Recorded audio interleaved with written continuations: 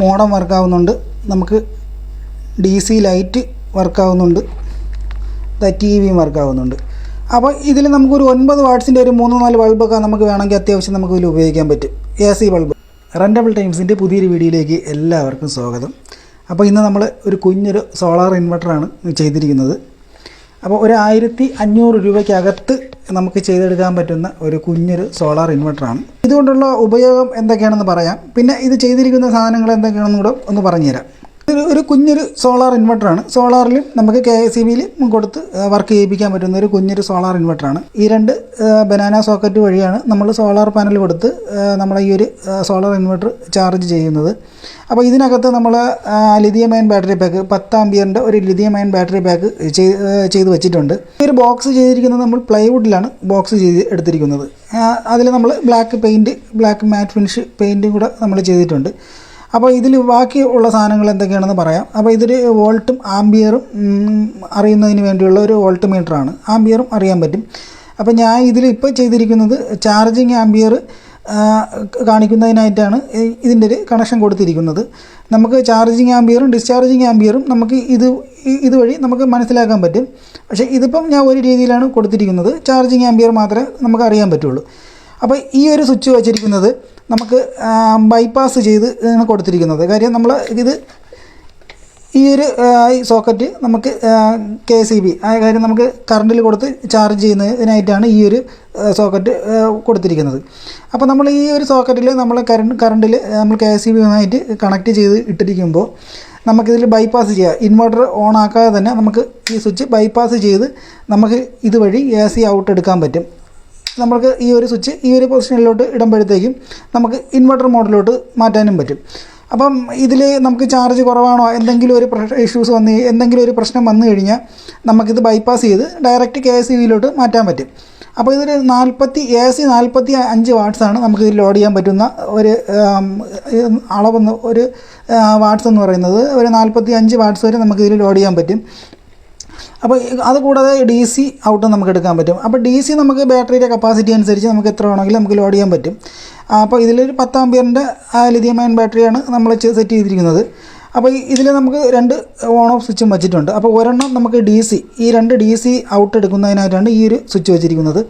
അപ്പോൾ ഇത് നമുക്ക് AC ഓൺ ആക്കുന്നതിനാണ്. അപ്പോൾ ഈ ഒരു AC ഓൺ ആക്കുമ്പോൾ ഇവിടുത്തെ ഇൻവെർട്ടർ ലൈറ്റ് വർക്കാവും. ഇവിടെ ഒരു ഗ്രീൻ LED കാണാം. ഇൻവെർട്ടർ ലൈൻ വർക്കാവും.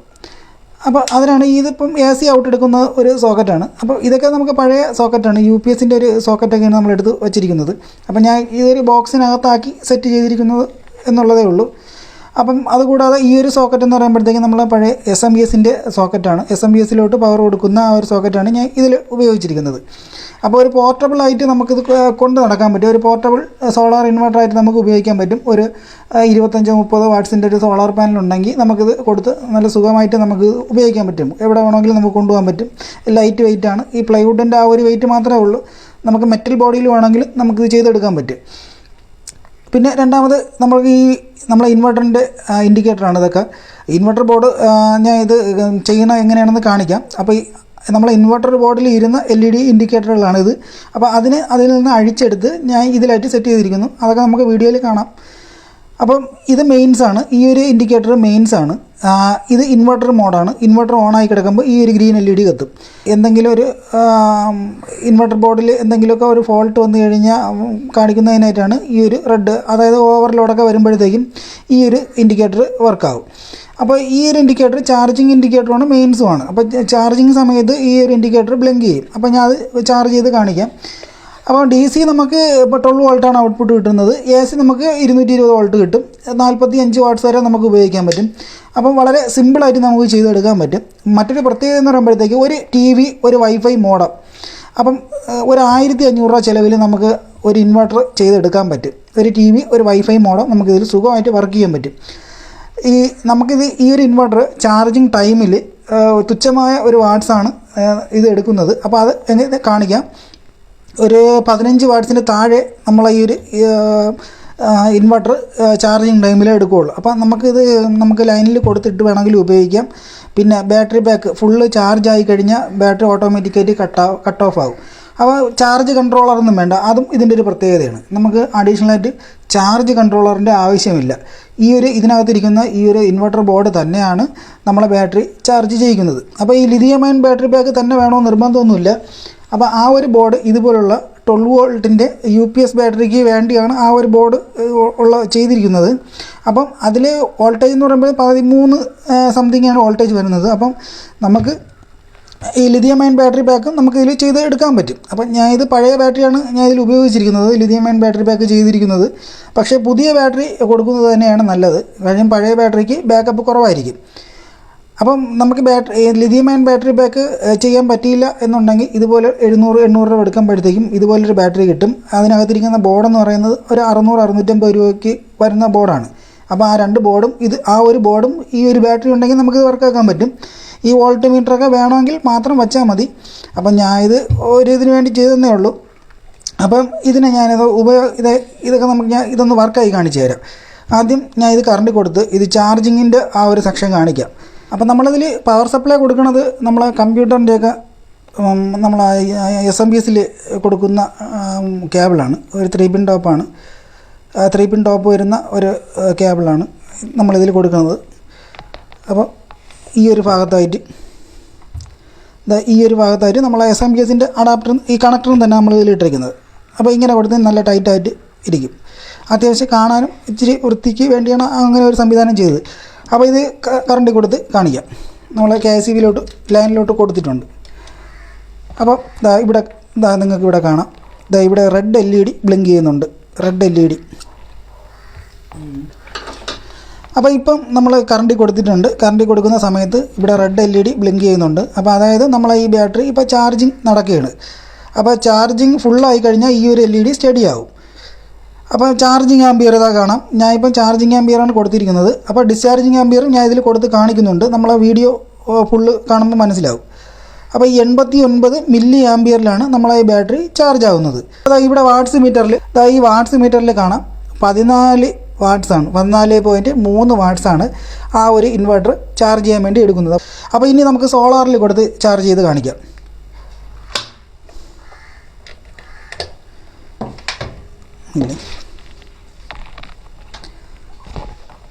അപ്പോൾ ലൈനെല്ലാം ഓഫ് ചെയ്തിട്ടുണ്ട്. അപ്പോൾ നമുക്ക് DC സോളാർ വഴി കൊടുത്ത് നമുക്ക് ചാർജ് ചെയ്യിപ്പിക്കാം. അപ്പോൾ ഞാൻ ഇത് നമുക്കിത് ലൂസ് ചെയ്ത് നമുക്ക് കൊടുക്കാൻ പറ്റും. അപ്പോൾ ഞാൻ തൽക്കാലം ഇതിൻ്റെ മീതെ കൊടുത്ത് കാണിക്കാം. ഇപ്പം വെയിലില്ല. ഞാൻ ഒരു 50 വാട്ട്സിൻ്റെ ഒരു പാനലാണ് കൊടുത്തിരിക്കുന്നത്. ഇപ്പം വെയിൽ തീരെ കുറവാണ്. അപ്പം 18 മില്ലി ആംബിയറിലാണ് ഇപ്പോൾ ചാർജ് ആവുന്നത്. അപ്പം ഇതിപ്പം 2 ആംബിയറിലൊക്കെ നമുക്ക് ചാർജ് ആവും. വെയിലിനനുസരിച്ച് നമുക്ക് ചാർജ് ചെയ്യാൻ പറ്റും. ഇപ്പോൾ വെയിൽ കുറവായതുകൊണ്ടാണ് അപ്പോൾ ഈ ഒരു ആംബിയറിൽ ചാർജ് ആവുന്നത്. 18 മില്ലി ആംബിയറിലാണ് ഇപ്പോൾ ചാർജ് ആവുന്നത്. അപ്പോൾ വെയിൽ തീരെ കുറവാണ്. അപ്പോൾ സോളാറിൽ നമുക്കിങ്ങനെ ചാർജ് ചെയ്യാൻ പറ്റും. പിന്നെ നമുക്ക് ഇതിൽ നമുക്ക് നമ്മളെ TV ഒക്കെ കൊടുത്ത് വർക്ക് ചെയ്യിപ്പിച്ച് കാണിക്കാം. TVയിൽ 32 ഇഞ്ചിൻ്റെ LED TV ആണ്. നമ്മളെ ഈ ഒരു AC സോക്കറ്റിലോട്ട് നമ്മൾ പ്ലഗ് കൊടുത്ത് AC ഓൺ ആക്കിയിട്ടുണ്ട്. ഇവിടെ ഗ്രീൻ LED വന്നിട്ടുണ്ട്. അപ്പം ഇൻവെർട്ടർ ഓൺ ആയിട്ടുണ്ട്. അപ്പോൾ ഇനി ഇവിടെ പവർ വന്നിട്ടുണ്ട്. ഇതിൻ്റെ ഓൺ ആക്കിയിട്ടുണ്ട്. TV ഓൺ ആക്കിയിട്ടുണ്ട്. നമ്മളിപ്പം ACയിൽ നമ്മളെ TV ഓൺ ആയിട്ടുണ്ട്. അടുത്ത ACയിൽ നമുക്ക് വൈഫൈ മോഡം കണക്ട് ചെയ്യാൻ വേണ്ടി ഒരു 12 വോൾട്ടിൻ്റെ കണക്ടർ, 12 വോൾട്ട് ഔട്ട്പുട്ട് ഇതാണ്. മോഡം കൊടുക്കുകയാണ്. മോഡം കൊടുത്ത് DC ഓൺ ഓഫ് സ്വിച്ച് ഇവിടെ ഉണ്ട്. DC ഓൺ ആക്കിയിട്ടുണ്ട്. മോഡം ഓൺ ആയിട്ടുണ്ട്.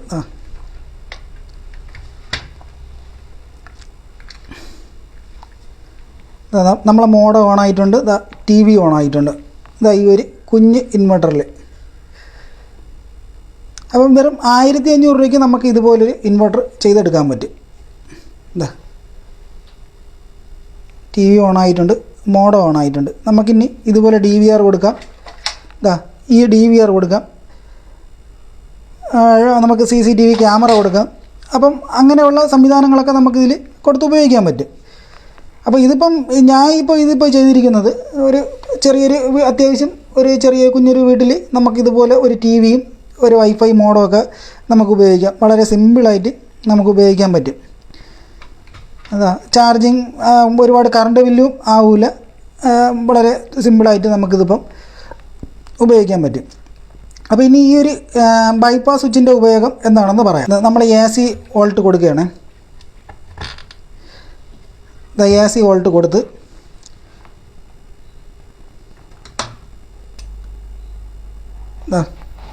AC വോൾട്ട് കൊടുത്ത് ഇപ്പോൾ ചാർജിങ് നടക്കുകയാണ്.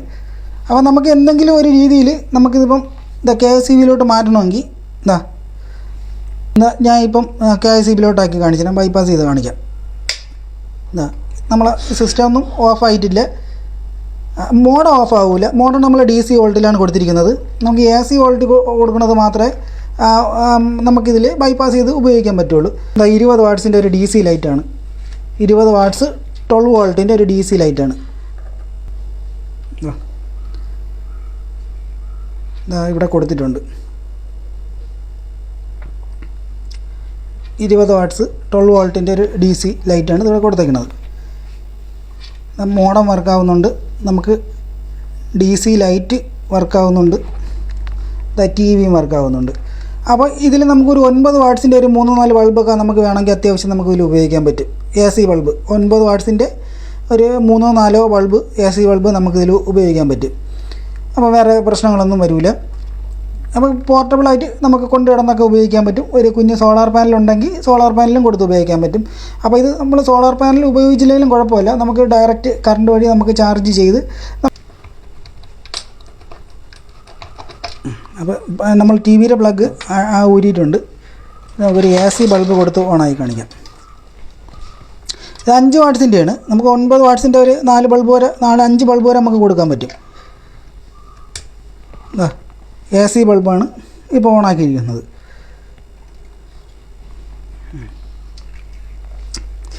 അപ്പം വളരെ സിമ്പിളായിട്ട് നമുക്കിത് നിർമ്മിക്കാൻ പറ്റും. വളരെ സിമ്പിളായിട്ട് നമുക്കിത് ചെയ്തെടുക്കാനും പറ്റും. ആർക്ക് വേണമെങ്കിലും നമുക്കിത് ചെയ്തെടുക്കാം. പിന്നെ സോളാറിൽ ചാർജ് ചെയ്യാം. ഒരു 1500 രൂപയ്ക്ക് താഴെ, ഇതെല്ലാം കൂടിയാണ് 1500 രൂപയ്ക്ക് താഴെ നമുക്ക് ചെയ്തെടുക്കാൻ പറ്റും. ഒരു കുഞ്ഞൊരു സോളാർ ഇൻവെർട്ടർ നമുക്ക് ചെയ്തെടുക്കാൻ പറ്റും. ഈ വീഡിയോ ഏതെങ്കിലും രീതിയിൽ ഉപകാരപ്പെടുകയാണെങ്കിൽ ഈ വീഡിയോ ലൈക്ക് ചെയ്യുക, ഷെയർ ചെയ്യുക, കമൻറ്റ് ചെയ്യുക. നിങ്ങൾ എൻ്റെ ചാനൽ തീർച്ചയായിട്ടും സബ്സ്ക്രൈബ് ചെയ്യുക.